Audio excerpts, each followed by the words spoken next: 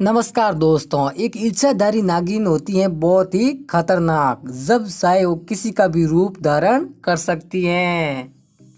वो हमारे बीच में ही होती हैं लेकिन हम उसको पहचान नहीं पाते हैं। और हाँ दोस्तों, यदि हमें कहीं पर भी नाग और नागिन का जोड़ा मिल जाए तो हमें उन्हें बिल्कुल भी छेड़ना नहीं चाहिए।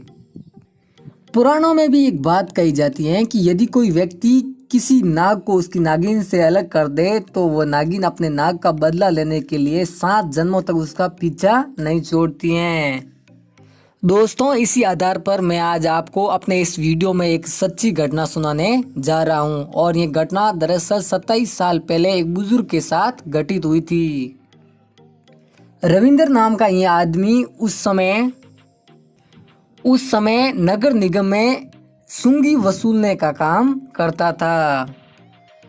और उनकी पोस्टिंग राजपूत रोड दिल्ली में थी। और एक दिन वे खाना खाकर आराम कर रहे थे, तभी एक नाग झाड़ियों से निकलकर उनके घर में प्रवेश करता है।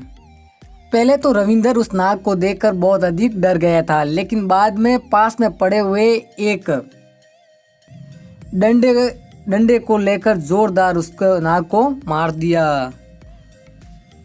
डंडे की जोरदार मार से नाग की वहीं पर मौत हो गई। और उसके बाद रविंदर ने उस नाग को पास स्थित झाड़ियों में फेंक दिया। लेकिन जब रविंदर के साथ काम करने वाले व्यक्ति उनके पास आए और उनसे पूछा कि तुम इतने डरे हुए क्यों हो, तब रविंदर ने अपने साथियों को बताया कि उसने भूलवश एक नाग को मार दिया है। रविंदर की ये बातें सुनकर उसके साथियों ने कहा है कि पिछले कुछ दिनों से हमने भी पास स्थित झाड़ियों में नाग और नागिन का जोड़ा देखा है और ये कभी भी किसी को कोई नुकसान नहीं पहुंचाते हैं और तुमने नाग को मारकर बहुत गलत किया है। और रविंदर के साथियों ने उसको सचेत करते हुए कहा कि हो सकता है अब नागिन अपने नाग का बदला जरूर ले। लेकिन रविंदर ने उस समय अपने साथियों की कही गई इस बात को नकार दिया। लेकिन कुछ दिन बाद रविंदर का वहां से तबादला हो गया और वो सादरा दिल्ली में जॉब करने लगे और वे उस बात को भूल चुके थे। लेकिन 9 साल बाद एक बड़े अधिकारी के रूप में प्रमोशन उनका वहीं वापस राजपूत रोड दिल्ली में हो गया। रविंदर पिछली सारी बातों को भूल चुका था, लेकिन जिस दिन उसने एबी रोड राजपूत में अपनी ज्वाइनिंग ली थी, उसी दिन जब वो खाना खा रहे थे तभी उसके सामने एक नागिन आकर अपना फन उठाकर खड़ी हो गई। कुछ भी करके रविंदर ने उस समय नागिन से अपने आप को बचा लिया और मौका पाकर वहां पर पास खड़ी साइकिल लेकर वहां से भाग निकले। कई किलोमीटर तक यात्रा करने के बाद रविंदर बहुत अधिक थक चुके थे, लेकिन नागिन उनका पीछा करना बिल्कुल नहीं छोड़ रही थी और वे सड़क पर चलते चलते ही वहां पर बेहोश होकर गिर गए। और उसी सड़क के दूसरे किनारे पर कुछ मजदूर सड़क मरम्मत का कार्य कर रहे थे। उन मजदूरों में से एक मजदूर का ध्यान रविंदर की ओर गया। तब सभी मजदूर रविंदर के पास गए। उससे पहले कि वो नागिन रविंदर को डस लेती, वहां पर सभी मजदूरों ने उस नागिन को भी वहां पर मार दिया।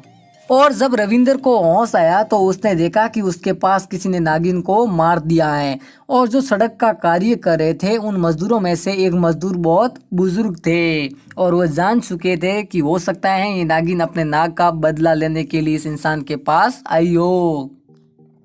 तब उस बुजुर्ग मजदूर ने रविंदर से कहा कि आपने इस नागिन के नाग को मारकर बहुत गलत किया है। ये नागिन आपके 7 जन्म तक भी आपका पीछा नहीं छोड़ेगी और जब भी इसका पुनर्जन्म होगा ये अपने नाग का तुमसे बदला जरूर लेगी। बुजुर्ग मजदूर की ये बातें सुनकर रविंदर बहुत अधिक डर चुका था और उसने मजदूर से इसका उपाय भी पूछा। तब मजदूर ने कहा कि इसका केवल एक ही उपाय है, तुम्हें इस नागिन का पूरी विधि विधान से अंतिम संस्कार करना होगा। क्योंकि जिस प्रकार एक इंसान का पूरी विधि विधान से अंतिम संस्कार किया जाता है, उसी प्रकार इस नागिन की सीता का भी अंतिम संस्कार पूरी विधि विधान से करना होगा, तभी इसकी आत्मा को शांति मिलेगी। तब रविंदर ने भी उस बुजुर्ग मजदूर की वो बात मान ली और उस नागिन का बड़े विधि विधान से अंतिम संस्कार किया। और पंडितों को खाना भी खिलाया। तो दोस्तों इस बात से एक बात तो फिक्स हो जाती है कि हमें कहीं पर भी यदि नाग और नागिन का जोड़ा मिले तो उन्हें मारना तो दूर, छेड़ना भी बिल्कुल नहीं चाहिए, क्योंकि इसका परिणाम बहुत बुरा होता है। तो दोस्तों ये थी आज की हमारी एक चमत्कारिक घटना। यदि आपको पसंद आई हो तो लाइक कीजिए, चैनल को सब्सक्राइब और बेल आइकन को प्रेस कीजिए। मिलते हैं अगले वीडियो में, तब तक के लिए जय हिंद, वंदे मातरम।